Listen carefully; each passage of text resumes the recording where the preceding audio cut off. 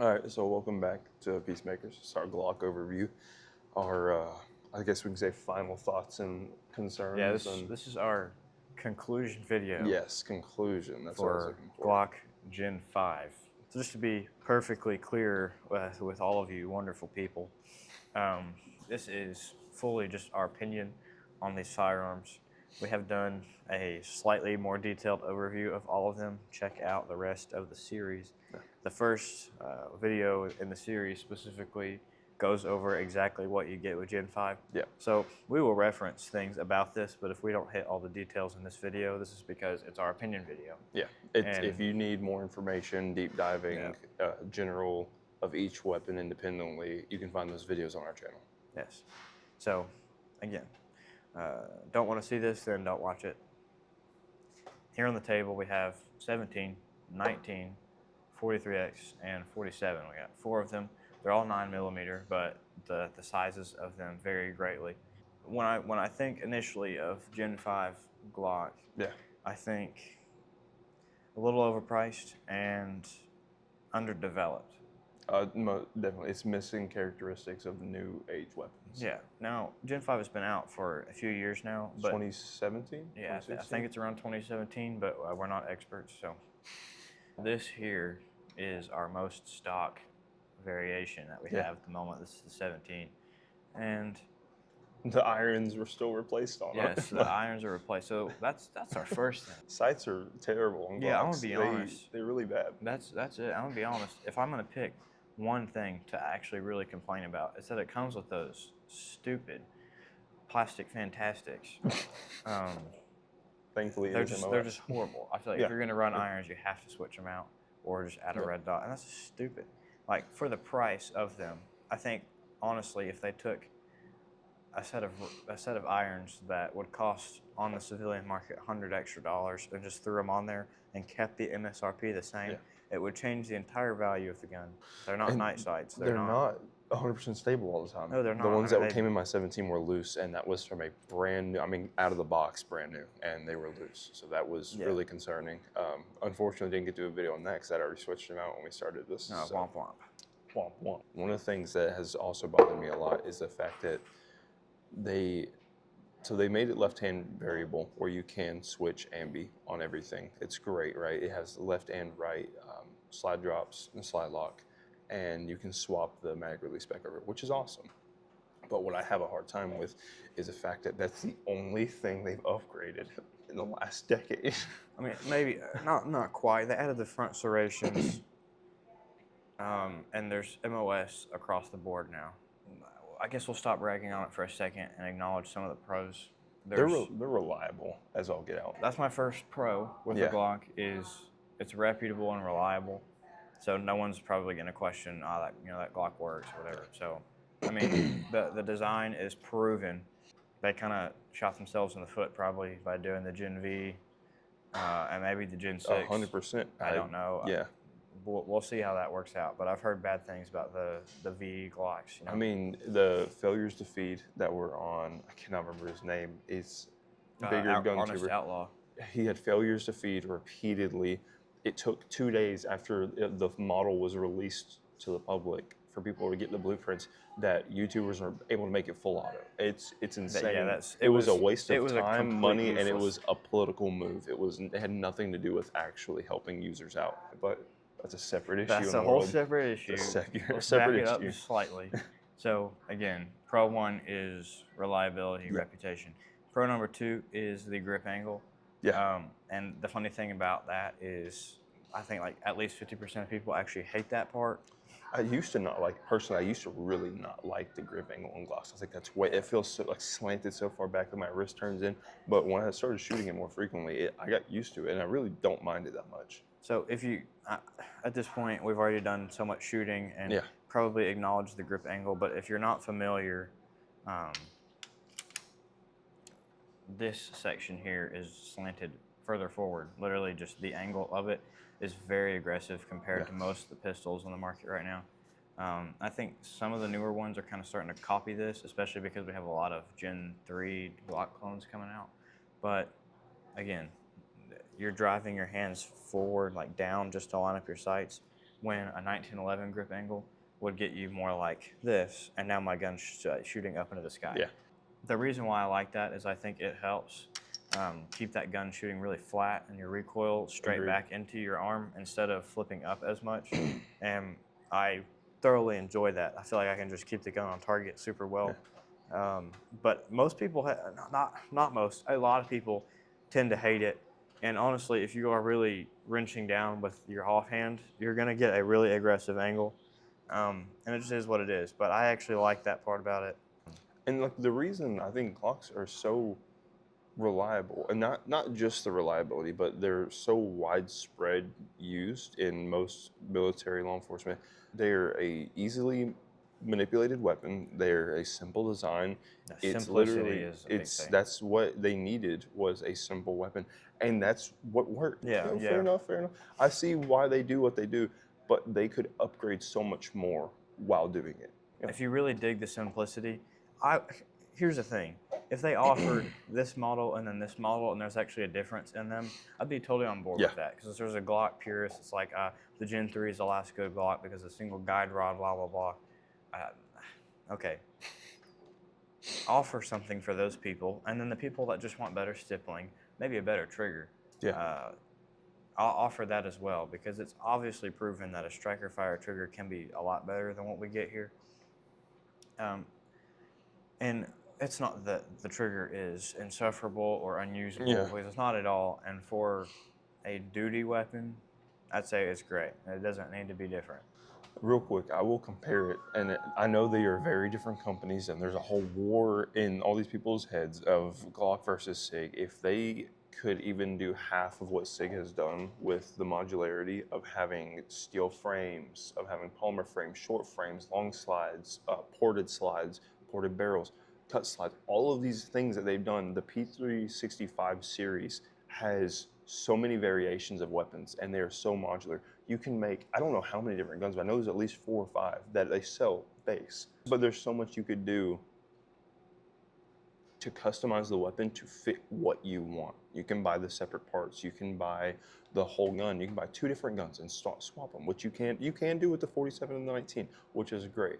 But those are the only 2 guns you can do that with in the entire series of all the Glocks they released from Gen 5. Without getting, if you have deep pockets, aftermarket, you know, whatever. But that's also not usually made by Glock. That's made by someone who's manufacturing for Glocks. Like, that's why the daggers, the RXM. Yeah, all of those they're so popular, and they work 90% of the time. They have great reviews. There's lemons every now and then, especially with the daggers. I know they had a few issues with the frames QC warping is probably pretty their bad. biggest weakness. Let's acknowledge MSRPs for a second. Yeah. Depending on your retailer or where you're getting them, ordering them online, the kind of deal you get, this can all vary, but I think a pretty standard across the board price tag that we saw, especially when the new guns came out. Like, I was trying to get the 47 when it was new. It was $620. Now some retailers were trying to say, oh, well, this is the new Glock, so it's $700.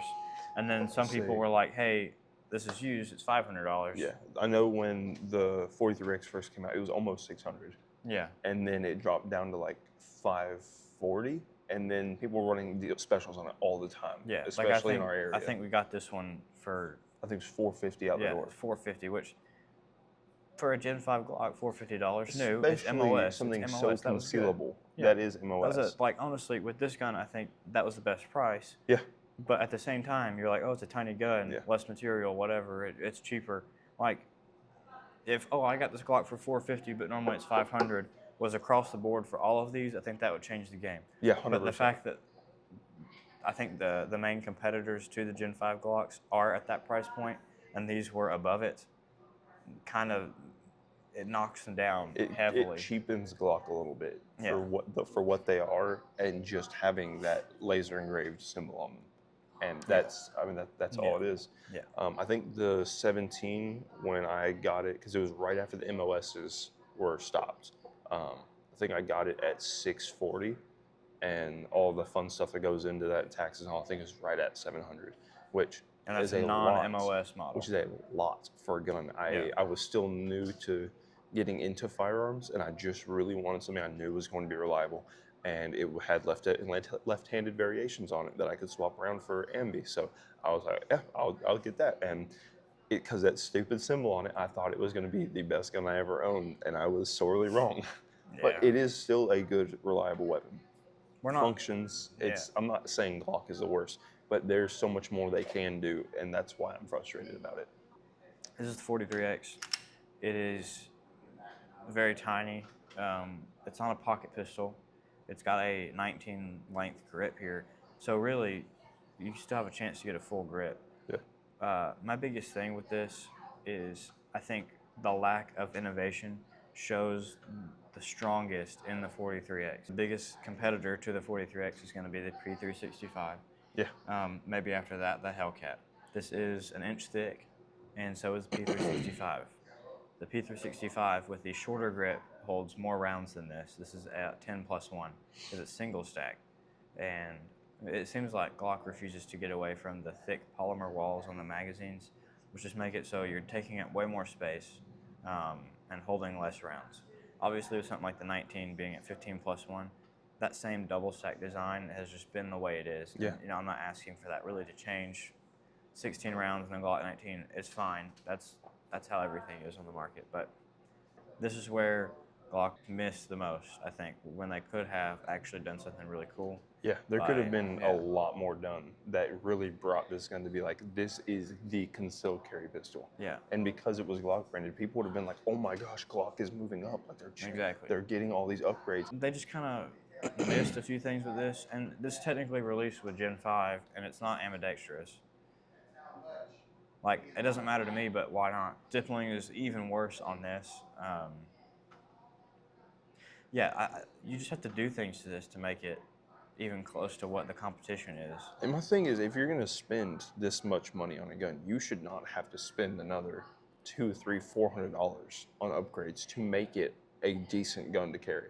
Yeah, I get upgrading and personalizing, but if it takes that much money just to make it on par with its competition, then it's not competition anymore. They're behind. Yeah, oh, definitely. Glock 43X was the biggest miss, in my opinion, for the Gen 5 Glock. With the Gen 6, we don't have any of the slimline guns yet, so I'm curious to see if they even change anything at all. Like, not saying this design should be scrapped by any means. It is a decent design of weapon, but there's so much more that could be done. If they just put an extra $100 into upgrades, because it costs them pennies on the dollar to do things to weapons that it costs us hundreds to do. So if they could really spend a little bit of time looking at what do people really want in their weapons or on their weapons, people like us that are constantly on the range, constantly working on weapons, constantly doing things that we're trying to better ourselves, it feels like you're under-equipping your people. I think one of the biggest things that has come to my mind when it comes to the design of Glocks is, yes, firearms are tools, but it feels like the Gen 5 Glocks and previous generations were designed by people who only make tools and don't shoot. Yeah, it makes me almost sad to shoot other guns that have all of these upgrades, because I'm like, man, if only Glock was like that. Yeah. Like the 365, it came with a flared mag well that was an attachment. It's not even polymer, it's aluminum or steel. Yeah. And it came with a flared mag well. It came with amazing stippling. It was all laser engraved stippling. And it had, of course, it's direct mount RMSC, but it came with all of these upgrades. Better sights. Yes, way better sights. And the cuts on the slide are insane. Like that, there's like with gloved hands, it's a breeze. Again, the plastic sights, please just throw them away. Like, I won't get into the Gen 6 yet, but just saying, they didn't change the sights, and that was the biggest disappointment. Look in here, stippling, okay? This texture, one, it sucks. Two, it's only here. Now, I get some people were trained to shoot like this, okay? That's not what we do anymore. I don't think anyone follows that policy except for... I don't know that anyone is actually doing that now. FUDs. And part of the problem with that is this whole area right here is slick. This area right here is slick. I'll show you right here. This is the 47. It has handle-it grips on it right now. And right here, we have pretty aggressive texturing. And right here, we have pretty aggressive texturing. This is a cheap upgrade.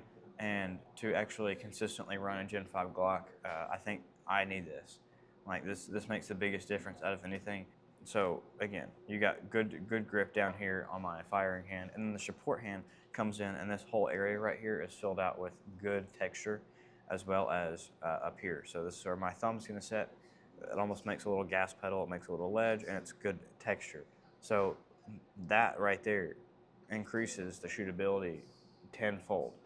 If stippling similar to this, and even maybe it was not as aggressive, but if it covered the same surface area as this aftermarket grip did, then that would make the gun so much better, in my opinion. Oh yeah. One of the guns that I think outshines the Glock in that way so much is probably the Springfield Echelon. Yeah. We don't even have stippling one. is insanely aggressive. I've only ever just held one, Yeah. kind of played with it at the gun counter. The texturing itself isn't going to tear your hands up, but the placement of it, if you just look at an image of it, it covers this similar surface area up here so that your offhand palm can sit on it. And then also it does have the little gas pedal, the ledge up here. And that's a big thing. Like, that makes the gun so much more shootable than how this comes, because here, everything that my offhand is touching is slick. I can grip down really hard. My hand's still not going anywhere, but if I had just a little bit of sweat or anything like that, then it's gonna move right here. Every time I take a shot, it's just gonna get a little weaker or move slightly, and I've noticed that a lot, especially shooting in the cold, is with the 17. I can feel it moving in my hand. I can sit there and wrench on it and death grip it.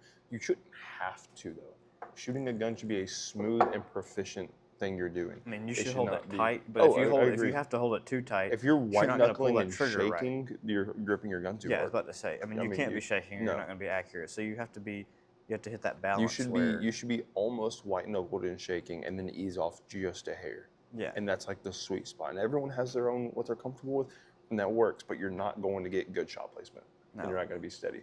And that's what I just despise, the fact that, like you said, the irons are trash. It's the fantastic plastics are a disappointment to the world.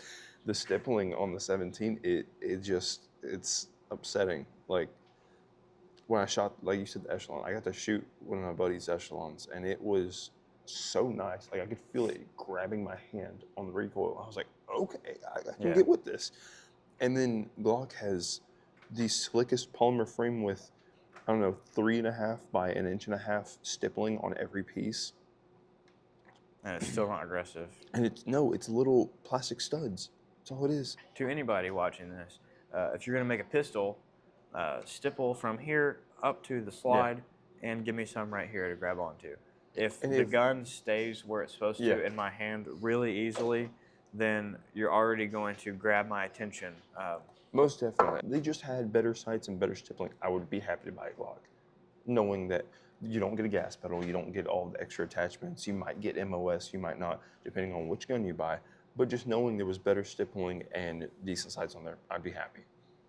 Yeah. If I knew then what I knew now, unfortunately, I probably wouldn't own one. All right, so hopefully we stayed mostly on task with this rant, and if you enjoyed it, then that's good. And if you disagree with us, tell us why, because we're not always correct, but we have our opinions, and our opinions are based heavily in experience.